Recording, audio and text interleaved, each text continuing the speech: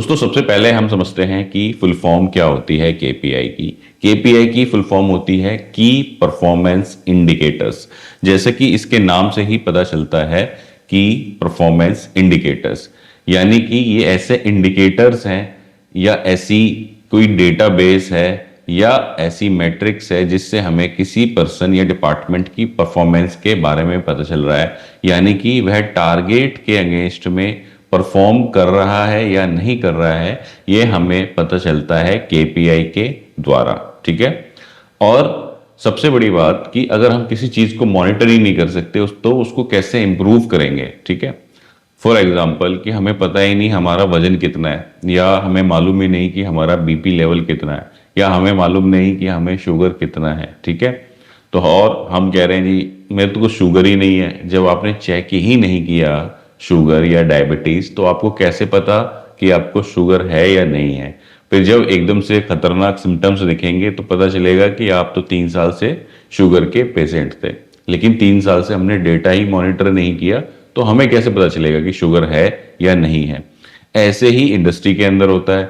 जब हम डेटा को मॉनिटर ही नहीं करते तो हमें लगता है कि हमारी कंपनी बहुत ही बढ़िया चल रही है। होता क्या है, 2 साल 3 साल 4 साल 10 साल बाद पता चला कंपनी एकदम से ठप हो गई, क्योंकि वो कुछ ना कुछ कंपनी के अंदर प्रॉब्लम्स थी जिसको हमने सही समय पे मॉनिटर करना शुरू नहीं किया। मॉनिटर करोगे तो इंप्रूव भी हो जाएगा। जैसे शरीर के अंदर आप बीपी शुगर मॉनिटर करना शुरू करोगे तो आपको पता चलेगा कि कम है या ज्यादा है, तो उसके हिसाब से आपको एक्सरसाइज करनी है या खाना बदलाव करना है। ठीक है। सुबह शाम सैर करनी है, दवाइयां लेनी है, जो भी प्रिकॉशंस हैं आप लेना शुरू कर दोगे। ऐसे ही केपीआईज होते हैं कंपनी के अंदर कि आप उसको जब मॉनिटर करते हो तो आपको पता चल जाता है कि क्या कमी बेशी है, आप उसके हिसाब से जो है एक्शंस लेना शुरू कर देते हो और कंपनी जो है वो स्टेबल चलती है या इंप्रूव करना शुरू कर देती है। अब जैसे कुछ एग्जाम्पल की बात करें तो क्या है, प्रोडक्शन टारगेट वर्सेस एक्चुअल कितना हमारा चल रहा है, रिजेक्शन परसेंटेज हमारा क्या चल रहा है, ओई क्या चल रहा है, ब्रेकडाउन आवर्स क्या चल रहे हैं, अटेंडेंस पंक्चुअलिटी क्या चल रही है, ऑन टाइम डिलीवरी क्या चल रही है, पीआर टू पीओ हमारा कैसा चल रहा है। ये कुछ एग्जाम्पल्स हैं केपीआईज के जो मैन्युफैक्चरिंग के अंदर होती है। अब दोस्तों समझते हैं कि केपीआई ना होने से और केपीआई होने से क्या बेनिफिट है। दोस्तों केपीआई इंप्लीमेंट करना ना सबका सपना है, खास तौर पे एमएसएमई यूनिट्स का। ठीक है। जब आता है 31 मार्च या जब इंक्रीमेंट का समय आता है तो एमएसएमई के जो साहब लोग हैं, बाबूजी या लाला जी, उनको याद आती है केपीआई की कि नहीं नहीं, परफॉर्मेंस के हिसाब से सबका इंक्रीमेंट होना चाहिए, परफॉर्मेंस के हिसाब से जो है हर बंदे की ग्रोथ होनी चाहिए। तो वो 1 या 2 महीने चलता है हवाबाजी में और उसके बाद वो फिर से बंद हो जाता है। फिर बाबूजी को जो डेली रिपोर्ट देता है, बाबूजी को बढ़िया से जो तेल लगाता है, बस उसी का चलता रहता है। कुछ लोगों को मेरी बात जो है अजीब लग सकती है, चुभ सकती है, लेकिन यही फैक्ट है। 13-14 साल से इंडस्ट्री के अंदर काम कर रहा हूं, जो मैंने ऑब्जर्व किया है यही है कि केपीआईज को लेकर के कब जागरूक होते हैं, खासतौर पे एमएसएमईज, जब इंक्रीमेंट पास आना हो या फिर जब कोई मेजर ब्लंडर हो जाए तो ही जागरूक होते हैं। तो केपीआई ना होने से क्या क्या समस्याएं हैं और केपीआई अगर आप डिफाइन कर लो तो आपको क्या क्या बेनिफिट हो सकते हैं। तो सबसे पहली जो समस्या है वो क्या है, परफॉर्मेंस क्लियर ही नहीं होती, कि ये नहीं पता चलता कि कौन बंदा परफॉर्म कर रहा है कौन बंदा परफॉर्म नहीं कर रहा है। गधा घोड़ा खच्चर सब बराबर है, क्योंकि हम मेजर ही नहीं कर रहे कि क्वालिटी डिपार्टमेंट ठीक कर रहा है या प्रोडक्शन डिपार्टमेंट ठीक कर रहा है या डिस्पैच डिपार्टमेंट ठीक कर रहा है। हमारे पास कोई ढंग से मॉनिटरिंग नहीं है। इसलिए हमें जो अपने सपनों की दुनिया में लगता है कि भैया ये डिपार्टमेंट बढ़िया कर रहा है, हमें उसे सच मान लेते हैं। दूसरा क्या है, डिपार्टमेंट वाइज अकाउंटेबिलिटी वीक रहती है। किसी डिपार्टमेंट की कोई जवाबदेही ढंग से बन नहीं पाती कि भाई मान लो मैंने बोल दिया कि प्रोडक्शन वाले को कि भाई तेरा जो टारगेट है वो है ओई को इम्प्रूव करना। ठीक है। दूसरा क्या है कि टाइम पे डिस्पैचेस जानी चाहिए, तो मैंने उसकी अकाउंटेबिलिटी सेट कर दी कि भाई मैं तेरे को 2 पैरामीटर पर चेक करूंगा। अब होता क्या है, जब हमने ये सेट नहीं कर रखा तो इन 2 के अलावा पता चला वो फालतू की चीजों में बंदा जो है या डिपार्टमेंट जो है इन्वॉल्व है और कोई अकाउंटेबिलिटी उसकी सेट नहीं हो पा रही। इसके बाद है जी टारगेट वर्सेस एक्चुअल का गैप समझ में नहीं आता कि क्या टारगेट दिया था, कितना बंदे ने अचीव किया। प्रोडक्टिविटी का लो होना, रिजेक्शंस का हाई होना, डिले का चुप जाना, ये कुछ जो है प्रॉब्लम्स हैं जो केपीआई ना होने की वजह से आती हैं। देन है जी action plan follow up proper नहीं हो पाता। एक्शन प्लान तो जब भी बनेगा जब हमने केपीआई को मॉनिटर किया और उसका जो है हमने देखा कि ये बंदा इस पे काम कर रहा है, इम्प्रूव कर रहा है, नहीं कर रहा है। अगर हो रहा है तो ही हम एक्शन प्लान बनाएंगे, तो ही उस पर काम होगा।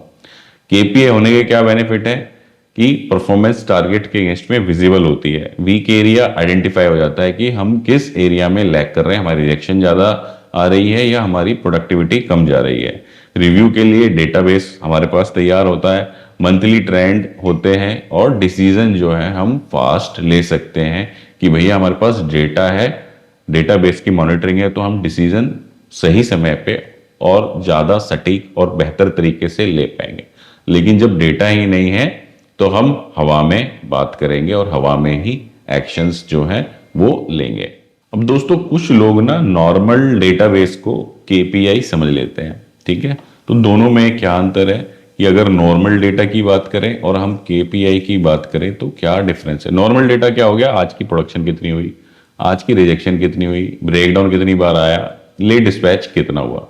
तो ये क्या हो गया, ये हम डेटा तो है लेकिन इससे कोई परफॉर्मेंस नहीं मॉनिटर कर सकते। 500 पीस हो गए जी, ठीक है। लेकिन जब हम केपीआई की बात करते हैं तो यहाँ पे होता है टारगेट वर्सेस एक्चुअल, कि ये 500 तो हुए लेकिन कितने के अगेंस्ट में हुए जी, 600 के अगेंस्ट में हमने 500 बनाए तो निकल के आया परफॉर्मेंस 83.3, ठीक है।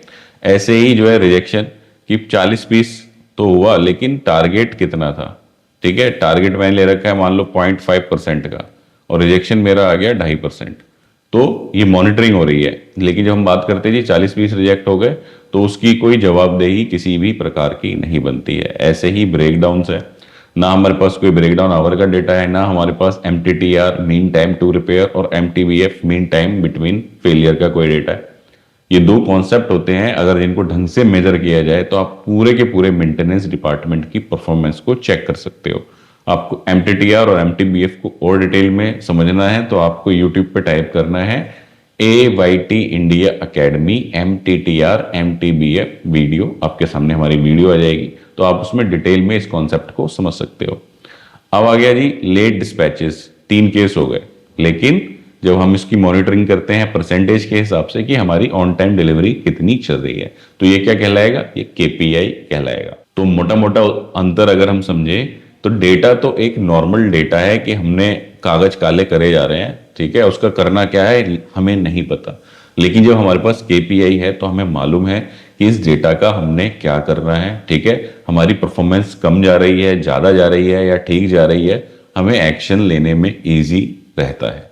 दोस्तों जो अच्छा केपीआई होता है उसकी क्वालिटी क्या होती है, सबसे पहले तो वो मेजरेबल होना चाहिए, यानी कि उसको मापा जा सके, ठीक है। ऐसा नहीं कि जो हमने हवा में रख दिया कि भैया बिहेवियर, मान लो एम्प्लॉय का बिहेवियर जो है वो हमने लिख दिया। अब मापोगे कैसे बिहेवियर, मेरे साथ बढ़िया है, किसी का चाय पानी बढ़िया है तो भैया मेरे लिए बिहेवियर ठीक है, किसी के साथ नहीं है, अगर वो काम की बात पूछ लेता है तो उसके साथ बिहेवियर ठीक नहीं है।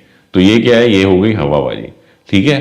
लेकिन जब हम मेजर करने की बात करते हैं कि भाई पंक्चुअलिटी क्या है बंदे की, ठीक है, पंक्चुअलिटी का मतलब है अटेंडेंस परसेंटेज कितना चल रहा है, ठीक है, और कितना वो ऑन टाइम आता है, ठीक है।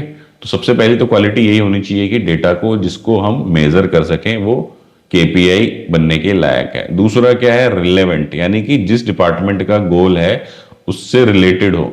जो है प्रोडक्शन का गोल है कि हमने ऑन टाइम डिस्पैचेस करनी है। ऑन टाइम डिस्पैचेस का मतलब है कि जब टाइम से बना पाएंगे तो ही तो डिस्पैच कर पाएंगे ना। तो उसके लिए हमने क्या लिखा, उसका ओई कर दिया। क्यों, क्योंकि जब ओई इंप्रूव होगा तो उसकी जो आउटपुट है अपने आप बढ़ेगी, प्लांट की एफिशिएंसी इंप्रूव होगी तो हम ज्यादा मात्रा में प्रोडक्शन जो है कर पाएंगे, ज्यादा प्रोडक्टिविटी से काम कर पाएंगे।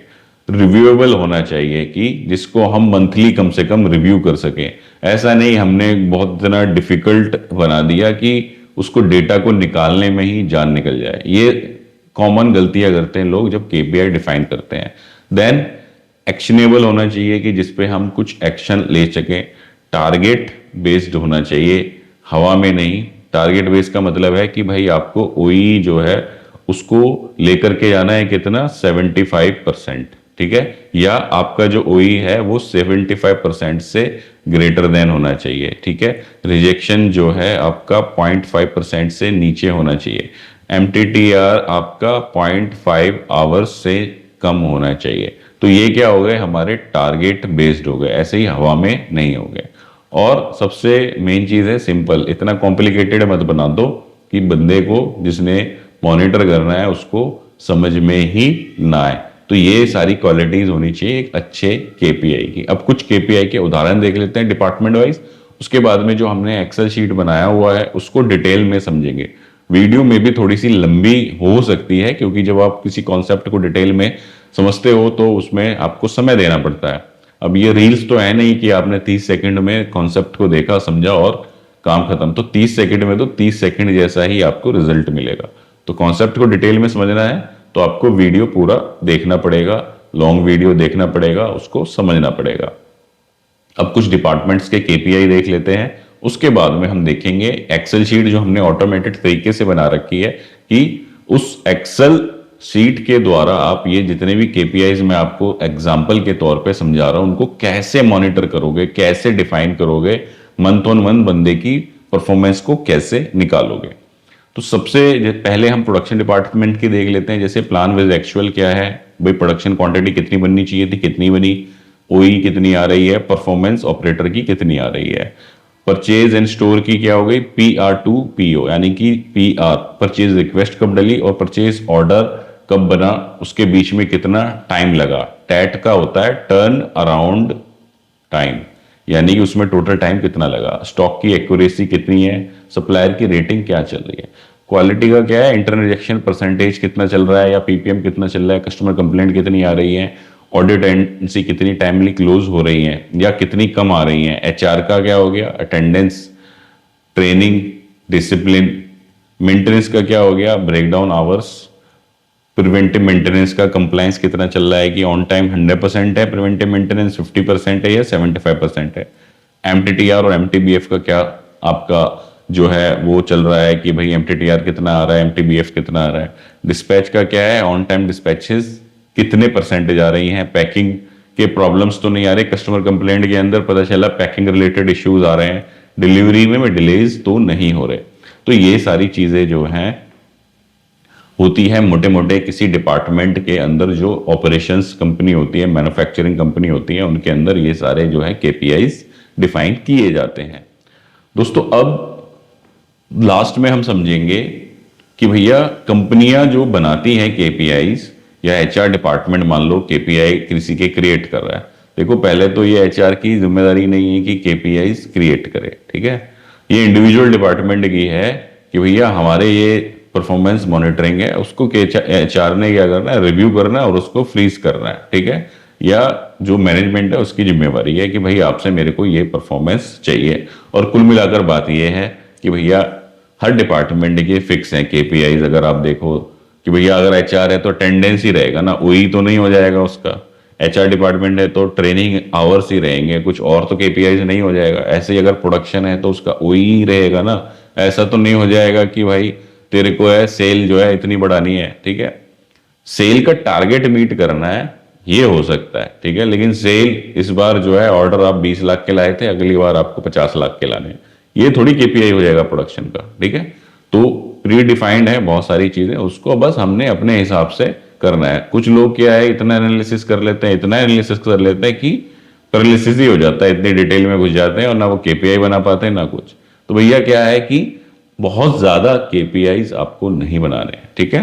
तो सबसे पहले किस चीज का ध्यान रखना है, बहुत ज्यादा केपीआईज डिफाइन नहीं करने, लिमिटेड बनाने हैं और प्रैक्टिकल बनाने हैं। आप 5 से ही स्टार्ट करो कि भैया 5 ही डिफाइन करूंगा पहले एक डिपार्टमेंट के, या 3 ही डिफाइन। अभी तो आप मान लो कुछ भी नहीं कर रहे ना, तो 5 से तो कुछ तो शुरुआत होगी, लोगों को आदत तो पड़ेगी। बनाएंगे तो पूरा हवाई जहाज बनाएंगे, नहीं तो कुछ बनाएंगे ही नहीं। नॉन मेजरेबल नहीं होना चाहिए कि हवाबाजी ना हो, उसका जो कैलकुलेशन का फॉर्मूला है क्लियरली डिफाइन होना चाहिए, सामने वाले पर्सन को भी समझ में आना चाहिए जो यूजर है, और वो भी उसको निकाल सके। रॉन्ग अनरियलिस्टिक ना ले टारगेट कि हवा में ले लिया, मेरी ओई तो आ रही है 50%, टारगेट ले लिया भाई इसको मैं 85% ले पाऊंगा, ठीक है। पहले तो मॉनिटर ही कर लो, उसके बाद डिफाइन कर लो ढंग से। ठीक है, शीट भरना बट रिव्यू ना करना, ये सबसे मेजर प्रॉब्लम है एमएसएमईज की। ठीक है, लाला जी डेटा तो भरवा लेते हैं लेकिन लाला जी के पास टाइम ही नहीं है कि रिव्यू कर सके। उसके बाद है जी लो जो स्कोर है उस पर एक्शन प्लान ना बनाना, ये भी लाला जी की प्रॉब्लम मानूंगा मैं इसमें। ठीक है, सब कुछ ना टॉप ड्रिवन चलता है कि अगर लाला जी ने ठान लिया ना तो सब कुछ हो जाएगा, नहीं तो कुछ नहीं होगा। ये खासतौर पे एमएसएमईज की बात कर रहा हूं। तो जो लो स्कोरिंग पर्सन्स हैं जिनकी परफॉर्मेंस कम आ रही है उस पे एक्शन प्लान भरवाना बहुत जरूरी है भाई। तेरी अगर मान ले ओई जो है टारगेट था 75, इस पर 65% आई, तो ऐसा तू क्या ऐसे हवा में तीर मार देगा कि भाई ये 75 पे ले जाएगा? नहीं तो क्या होगा, अगली बार फिर आगे बैठ जाएगा। इस बार 65 आई थी, बाबूजी ऐसा हो गया वैसा हो गया, अगली बार भी 60 आ गई, उसके बाद 66 आ गई। ये बस हवा में ही चीजें चल रही हैं। उसके बाद जो बाबूजी का भी इंटरेस्ट खत्म हो जाएगा और जो है बस्ता पैक करो और KRA KPI को डालो साइड में और अपने देसी तरीके से आ जाओ। बाबूजी को जो लग रहा है बढ़िया बन रहा है उसका इंक्रीमेंट बढ़िया हो रहा है, या जो अपने मैनेजर को तेल लगा रहा है बढ़िया से उसका इंक्रीमेंट बढ़िया हो रहा है। गधे घोड़े खच्चर सब बराबर है। तो ये जो KPIs हैं, गधे घोड़े खच्चर, ये तीनों को अलग करने के लिए कि भाई कौन मेरे घोड़े हैं जिनको बढ़िया से मैं ट्रीट करूं, जिनका मैं इंक्रीमेंट बढ़िया करूं, क्योंकि उसके लिए जो है ना अपॉर्चुनिटीज बहुत है। आप ही कंपनी नहीं है, उसके लिए लोग जो है ऐसे पलके बिछाए बैठे हैं जो काम करने वाला बंदा। जो गधे और खच्चर है ना वो यहाँ पे भी बोझ है, कहीं और भी बोझ है। मान लो आप उसको यहाँ पे 40,000 भी दे रहे हो ना, पता चला दूसरी जगह उसको 20,000 भी नहीं मिल रहा है, क्योंकि उसको उतना काम ही नहीं आता, तो इसलिए वो छोड़ के भी नहीं आता। लेकिन जो घोड़े हैं जिनको काम भी आता है तो वो स्विच करने में छोड़ने में देर नहीं लगाते। फिर आप बोलते हो कि एम्प्लॉय जो है स्टेबल नहीं है। तो ये सब चीज़ों का मानता हूँ, एम्प्लॉयज़ की भी गलती है, बहुत जल्दी जल्दी स्विच कर रहे हैं, 6-6 महीने में नौकरियां बदल देते हैं, साल साल में नौकरियां बदल देते हैं।